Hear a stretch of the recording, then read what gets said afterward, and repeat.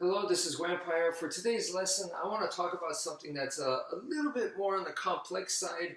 I believe that a lot of you will be able to keep up with me and understand what I'm trying to explain. So let me go ahead and get started. We're going to start with the single stick first. This is, typical Filipino martial arts. This is a basic fundamental. And we're going to work with the angles of attack. So the form that I'm going to choose is, let's say, the 7 angles of attack, which is this. Diagonal, diagonal, horizontal, horizontal, diagonal up, and then stab. So one more time. 1, 2, 3, 4, 5, 6, and 7. Okay? So that's a very, very basic angles of attack form. It's a good one, very good one to practice.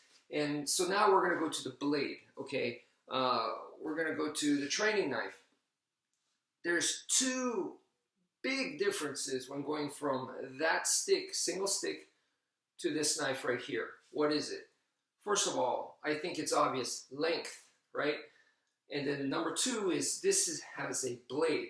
Not this one, because it's a training knife, but the real thing, a real knife will have a blade edge. And that's what separates that from a blunt object, a blunt weapon like the stick, right? So when you're going to this, now when practicing with something like stickman, well, of course you could go closer because the distance, right? The difference in length of the weapon. And then number 2 is, as you're doing this, you got to develop the skill of actually cutting. Okay, it's a little bit different.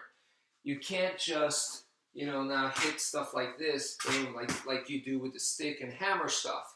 It's a little bit different if you want to use the blade edge to its maximum potential. Then when you cut, you're going to see that they're 2 different tools, right? And that is the strength of a blade, is its ability to cut and slice open the target. So we're going to do the exact same thing. We're going to start with 1, 2, 3, 4, 5, 6, and 7. Same exact form, done the same way with just a little bit slight difference. Emphasis now on the cutting, okay? So that, that just takes practice. So if you practice that, you'll be able to do that, okay? The next step is now, because it is a smaller weapon, we can move much more compact. I could operate within here. With a stick, it's very difficult to operate within this range right here.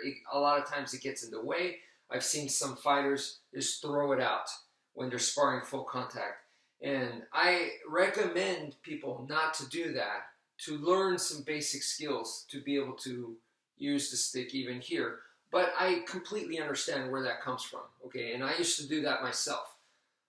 I've changed over time, but yeah, I mean, you're here and it's like, I got this big old thing like this, just throw it out, So anyway, from right here, because it can move compact, the blade is a more compact weapon. Let's also make the target more compact. So rather than attacking something this big, we're gonna shrink it down to here. So when you do that exact same form, the 7 angles of attack, when you do that, it becomes like this: 1, 2, 3, 4, 5, 6, 7. Okay, diagonal, diagonal, horizontal, horizontal, diagonal up, and stab. Okay, so that's what you're doing there. Now the next thing is we're gonna go to empty hand. So when you go to empty hand, let's work on the punch. So when you're working with a punch, I mean, boxing is very straightforward. So 1, 2, right? So 1, 2. So when you're throwing your punch, like so, okay, boom. The movement is straight. So boom, right here. It's here from point A to point B. It's nice and straight. So then it's like, well, the angles of attack that we were doing right now with the stick, where we're going, diagonals and sideways and diagonal up, that doesn't come into play. And right, that it's completely different. So then boxing and eskrima, Filipino martial arts, is 2 separate things. But if we look at the punch, you look at your fist, and you look at your knuckles, and you imagine your knuckles as the blade edge, just like on a knife, okay? And if you look at it that way, you have a line going across your fist right here, and that is the edge, all right? So that's your blade edge. If you focus on the goal of sinking that blade edge into the target, you're going to see that there's many ways that you could sink that edge into the opponent, okay? That you could drag that in, that you could snap that in. And so you could go up, you could go down, you could go sideways, you could go diagonals, you could go diagonals up, diagonal down. There's many ways that you could do that, okay?